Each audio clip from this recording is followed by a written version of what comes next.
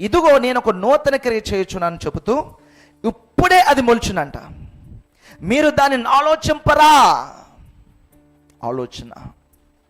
ఆలోచన మీరు దాన్ని ఆలోచింపరా.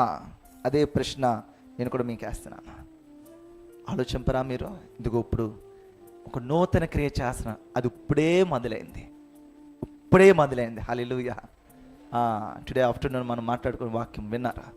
ఇప్పుడే మొదలైంది. టుడే రోజు మొదలైంది. మనకి స్పిరిట్లో పట్టుకోవాలి. అదే హల్లెలూయా. ఆత్మలో పట్టుకోవాలి. నా లైఫ్లో ఎస్ ప్రభు ఒక నూతన క్రియ చేయబోతున్నాడు. చేశాడు. ఎక్కడ చేస్తున్నాడు ఆలోచించాలి.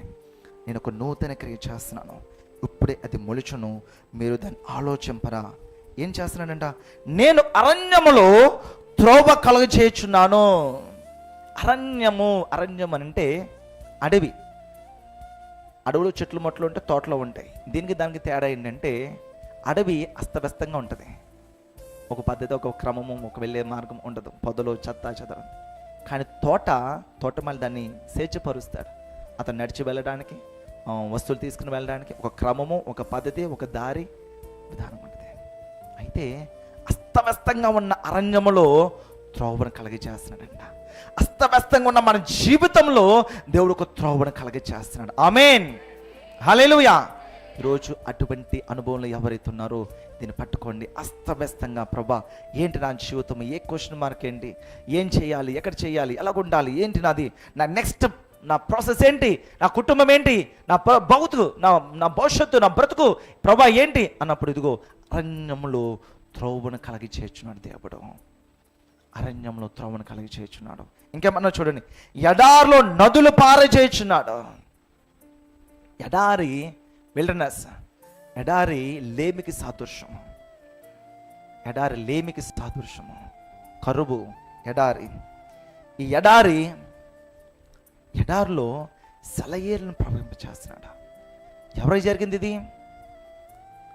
ఎడారిలో సెలయేర్లు ప్రవహింపచేసింది ఎవరికి జరిగింది? ఇశ్రాయేలు ప్రజలకు జరిగింది. ఇశ్రాయేలు ప్రజలు లక్షల మంది కానానుకు ప్రయాణమే వెళ్ళినప్పుడు వారు నీరు లేక అవస్థ పడుతున్నప్పుడు, నీటి కోసం చూసినప్పుడు మాట్లాడమన్నారు. మోషే కొట్టాడు అనుకోండి. ఆ బండ నుంచి సెలయేర్లు బండని నీళ్ళు వచ్చాయంటే నీళ్ళని అన్న మాట చిన్నగా తీసుకోకండి. ఏమండి, నీళ్ళు అన్న మాట చిన్నగా తీసుకోకండి. సెలయేర్లు. ఎంతమంది ఒకేసారి ఒక కుండి దగ్గర మనం వాటర్ తాగలేదు ఎంతసేపు పట్టుద్ది ఆలోచించండి. అక్కడ దాదాపు 25 నుంచి 30-40 లక్షల మంది. కాకినాడ జనాభా 3 రెట్లు అన్నమాట. కాకినాడ జనాభా 3 రెట్లు అలా వేసుకుంటే ఇశ్రాయేలు ప్రజలు అంతమంది నీరు తాగాలంటే నీళ్ళు వచ్చే కాదు, సెలయేర్లే ప్రవహింపచేసే. దేవుడు అంటున్నాడు, ఎడారిగా ఉందా అప్పుడు నీ జీవితము? ఎడారిగా ఉందా? నీళ్ళు కాదు, సెలయేర్లు అడుగు వాటికంటే, ఊహించు వాటికంటే అత్యధికముగా కార్యం జరుగుతుంది. చాలా ఎగ్గరగా నేను వెయిట్ చేస్తున్నానండి దానికోసం. ఖచ్చితంగా ఈ సంవత్సరం అది నేను చూస్తాను, ఈ నెలలో లేకపోతే ఈ సంవత్సరంలో నేను ఖచ్చితంగా చూస్తాను. దానికి నేనే సాక్ష్యం నిలబడతాను. ఎందుకు నేను బోల్డ్గా చెప్పగలుగుతున్నాను? నా ధైర్యము, నా బలము నా ప్రభువే. హల్లెలూయా. ఖచ్చితంగా ఈ కార్యం జరిగి ఎడారిలో ఉందా? అసలు చెయ్యి తిప్పడానికి లేదు, అసలు ఇంట్లో అవసరాలు కూడా తీరడానికి లేదు. అటువంటి పరిస్థితులు ఉన్నారా? ఈరోజు ప్రభు ఒక మార్గం తెరుస్తున్నాడు. సెలయేర్లు దేవుడు ప్రవహింపచేసే మార్గం ఇది. సెలయేర్లు ప్రవహింపచేసే మార్గం ఇది. నమ్మండి, ఇది దేవుడు వాక్యము, నా వాక్యం కాదు, దేవుడు వాక్యము. ప్రభు మాట్లాడుతున్నాడు.